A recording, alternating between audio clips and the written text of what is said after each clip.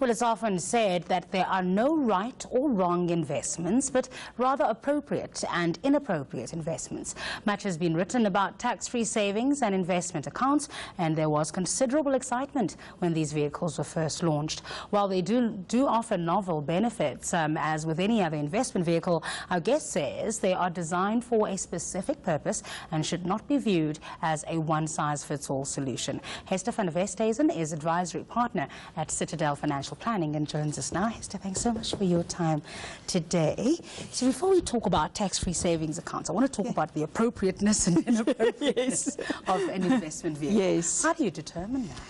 It is absolutely determined by the client's circumstances.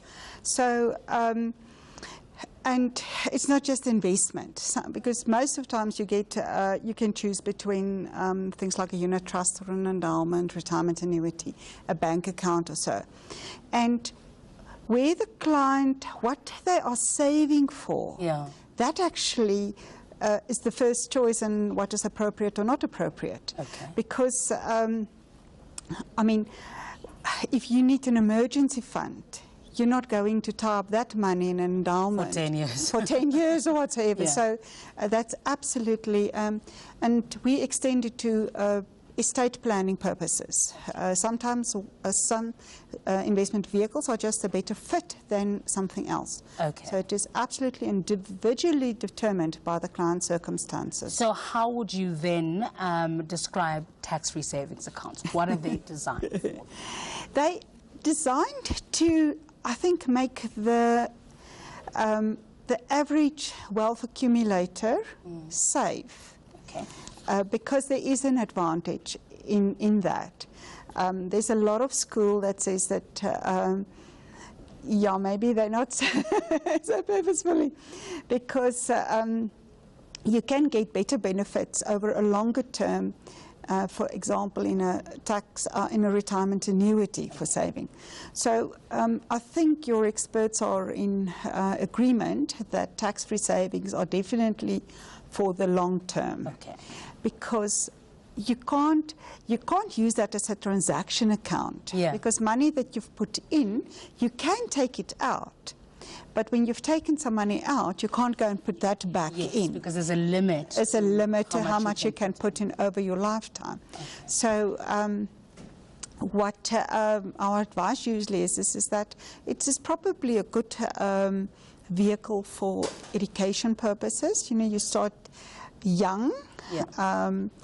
And for retirement, it's additional saving for retirement. Okay.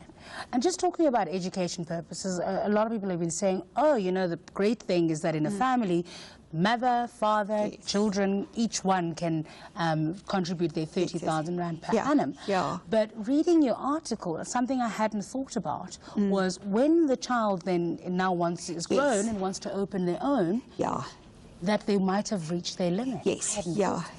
So it is, every person has got their own 500,000 over a lifetime that they can contribute. Yeah. So if the parent contributes on behalf of the child, that's the child's contribution. So when they get to 18, now they're going to study, they take 250,000 out of that, out of the investment plan to go and study with, and now they can't use that for further savings, which is, I mean, it might be appropriate or inappropriate at that stage.